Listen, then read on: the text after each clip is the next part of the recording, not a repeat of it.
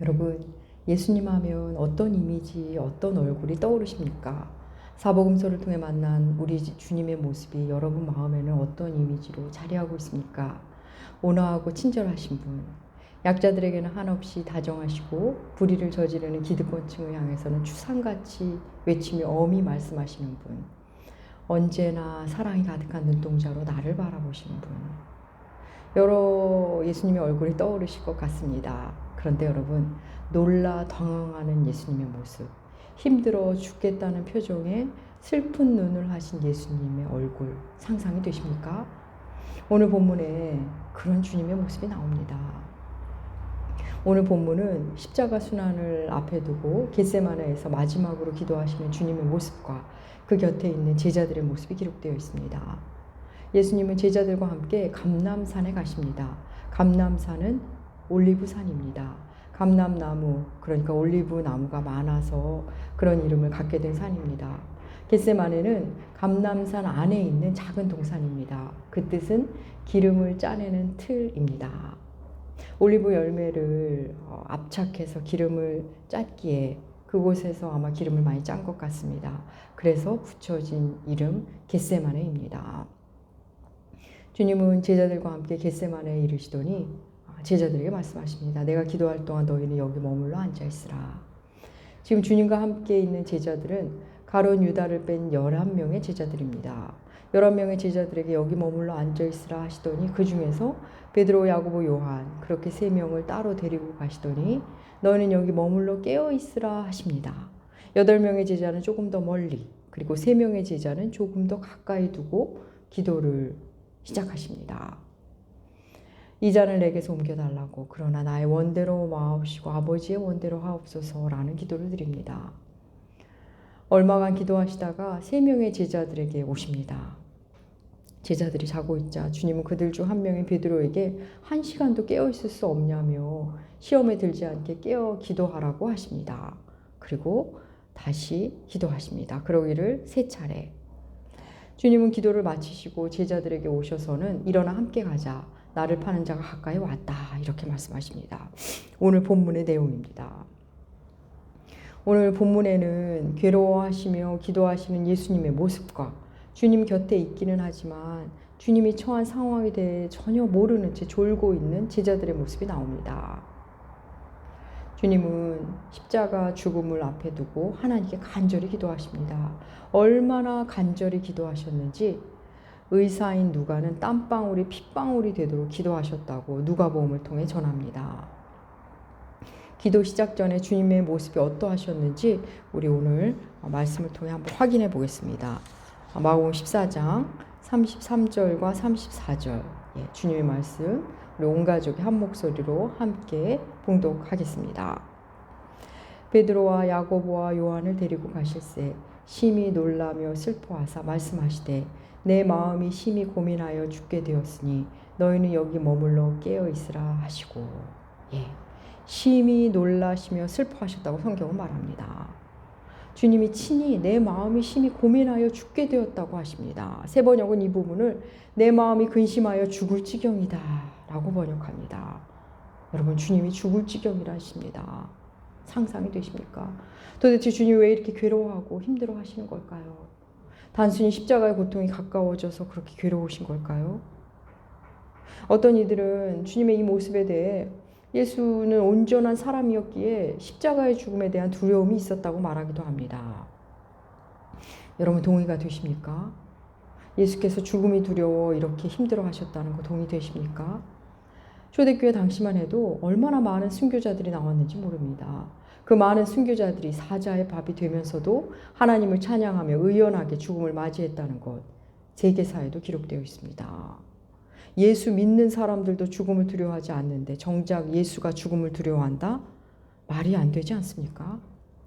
여러분, 세상에도 자기의 신념을 위해, 사상을 위해, 조국을 위해 의연하게 죽는 이들도 많습니다.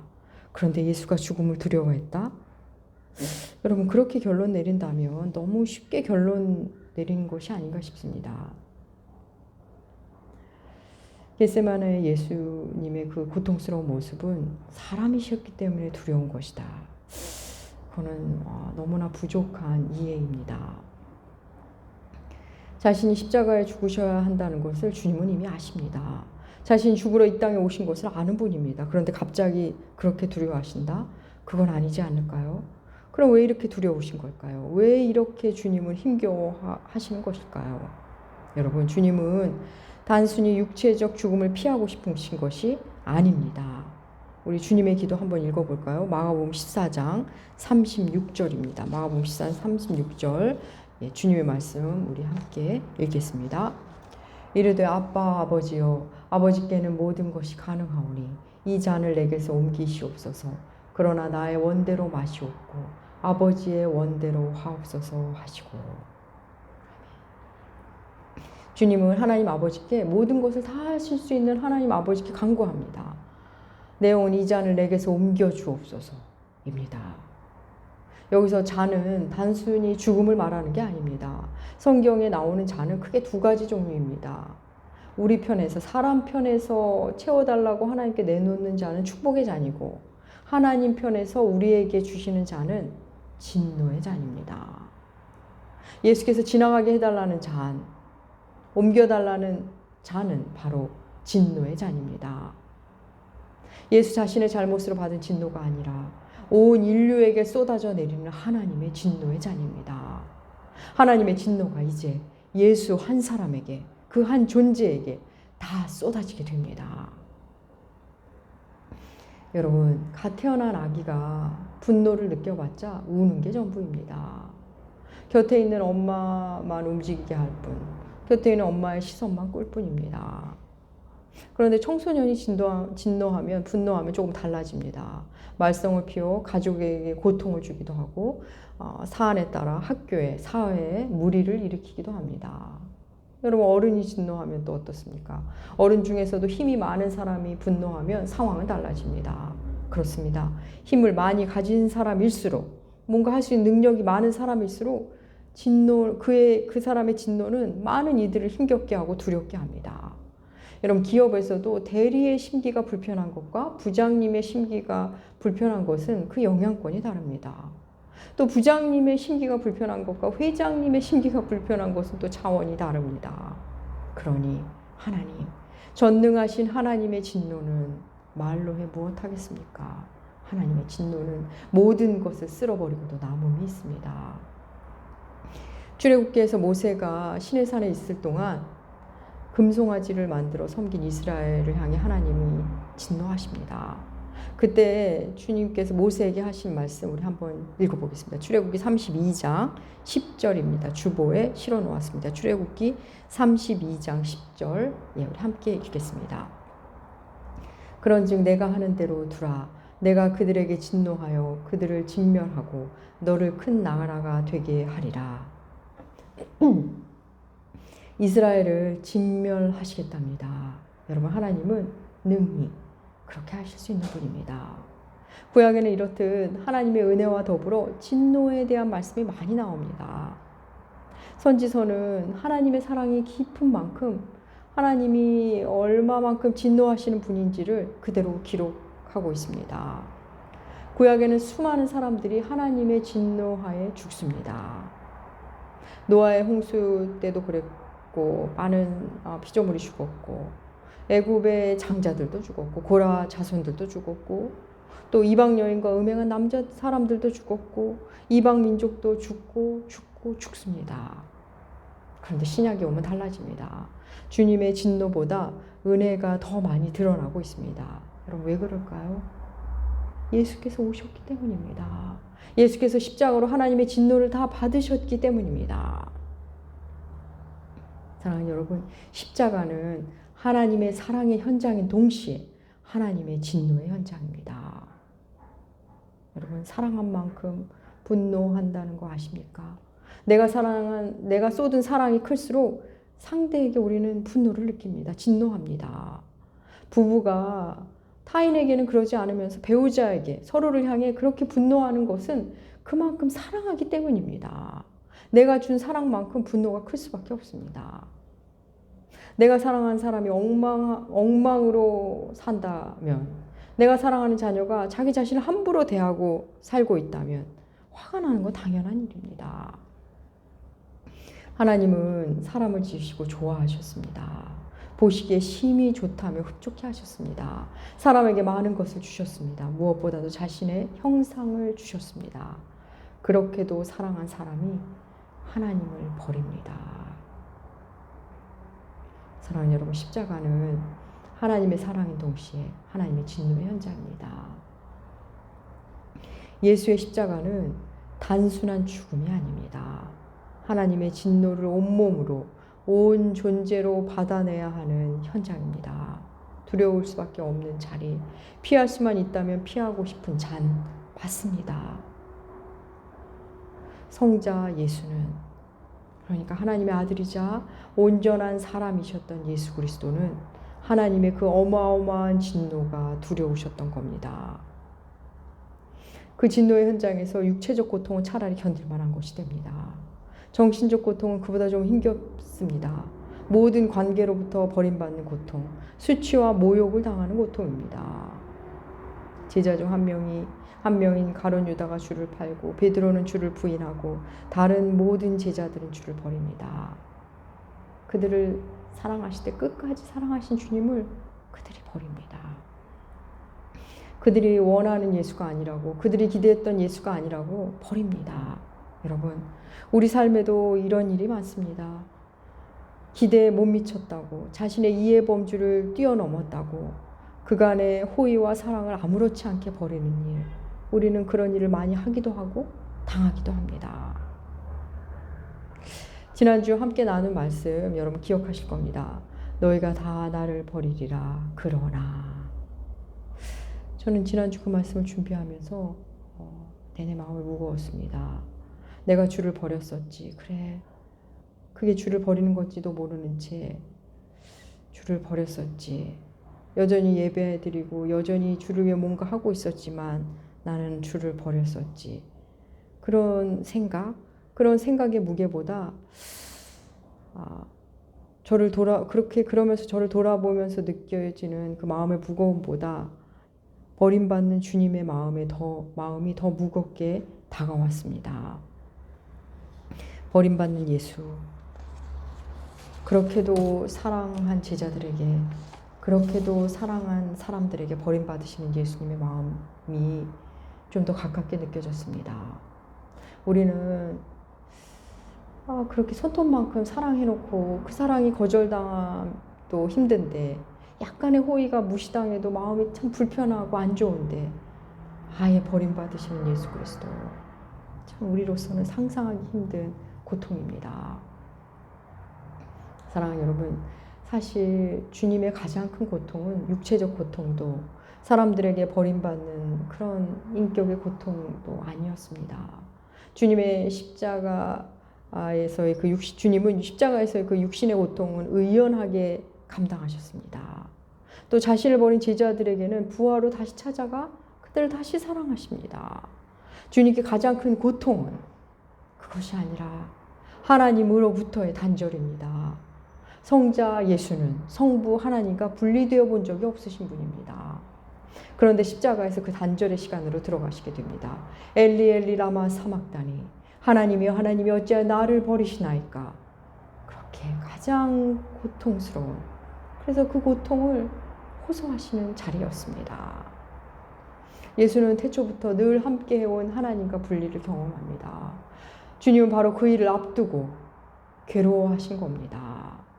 사랑하는 여러분, 우리는 태어날 때부터 하나님과 단절된 상태에서 태어납니다. 본질상 진노의 자녀로, 죄인으로 태어납니다. 하나님과 단절된 상태로 살다가 예수 십자가로 인해 하나님과 맞닿은 삶을 비로소 살기 시작합니다. 예수께서 하나님과 분리된 고통을 겪으셨기에 우리는 하나님과 연결된 삶을, 하나님과 화해할 수 있게 된 겁니다. 그렇게 우리가 구원받게 된 겁니다. 사랑하는 여러분, 예수는 하나님의 아들이십니다. 우리는 예수로 인해 입양된 아들들입니다. 처음부터 하나님과 분리된 상태로 살아왔던 우리는 예수가 겪는 그 고통을 알 수가 없습니다. 그러나 우리도 예수 십자가로 하나님의 자녀로 입양된 이후에 계속 주 안에서 꾸준히 오랜 시간 하나님과 함께 살다 보면 우리도 조금 알게 됩니다.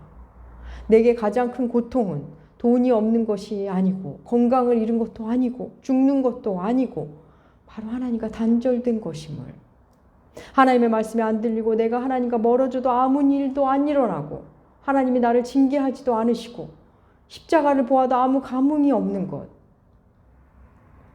그것이 가장 우리에게 두려운 일이라는 것을 알기 시작합니다. 사랑하는 여러분, 여러분 중에도 말씀 없던 때로 돌아가는 게 두려우신 분들 있으실 겁니다.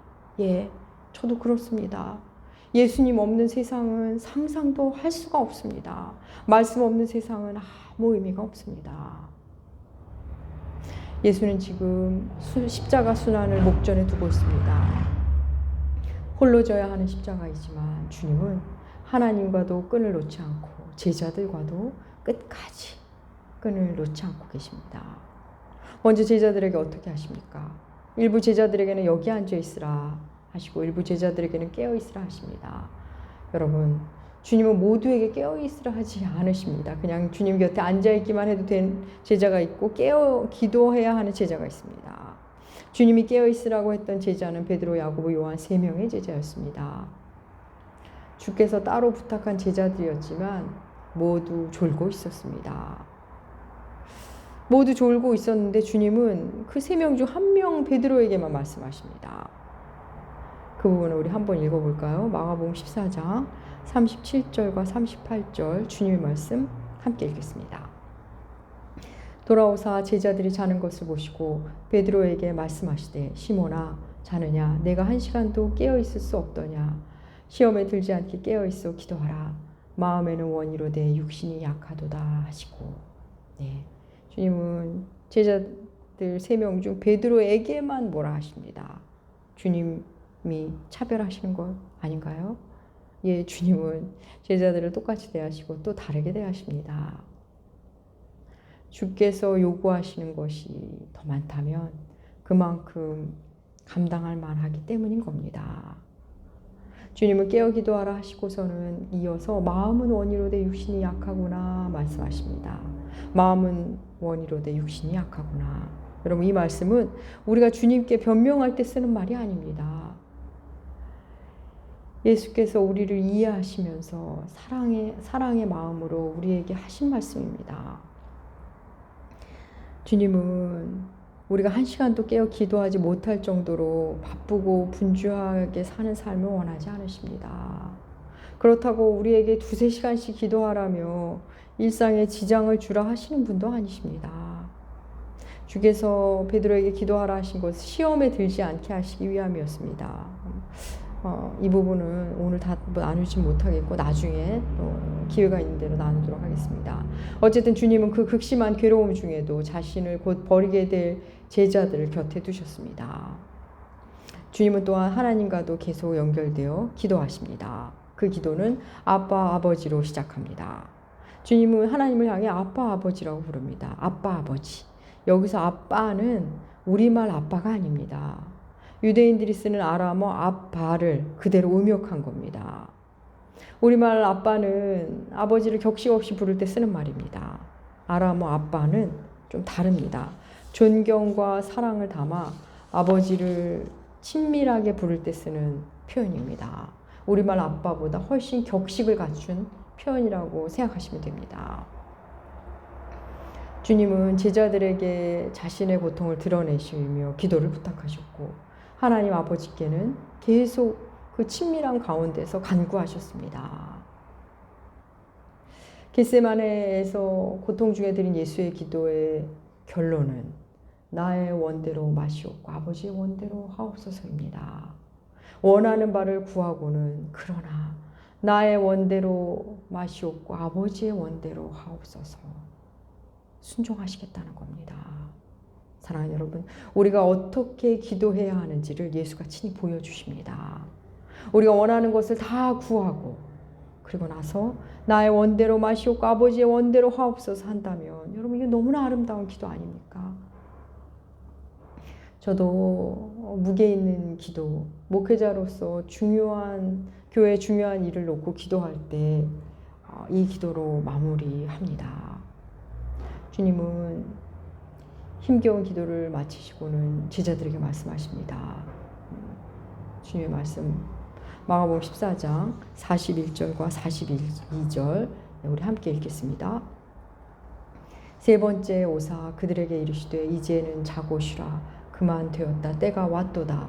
보라 인자가 죄인의 손에 팔리느니라. 일어나라 함께 가자. 보라 나를 파는 자가 가까이 왔느니라. 이제 됐다. 때가 왔다. 일어나 함께 가자. 보라 나를 파는 자가 가까이 왔다. 사랑하는 여러분, 이제 주님은 제자의 손에 팔리시고 제자들에게 버림받으십니다. 그럼에도 함께 가자 하십니다. 끝까지 조금이라도 더 그들과 함께 하시고자 하는 주님의 마음이 느껴지십니까? 너희가 곧 나를 떠나지만 잠시 나를 버리지만 우리는 다시 함께 하게 될 거야. 다시 함께 할 거야 라는 주님의 소망이 보이십니까? 그 크신 예수의 사랑이 느껴지십니까? 사랑하는 여러분, 겟세마네는 기름 짜는 곳입니다. 주님은 그리스도 기름 부음 받으신 분입니다.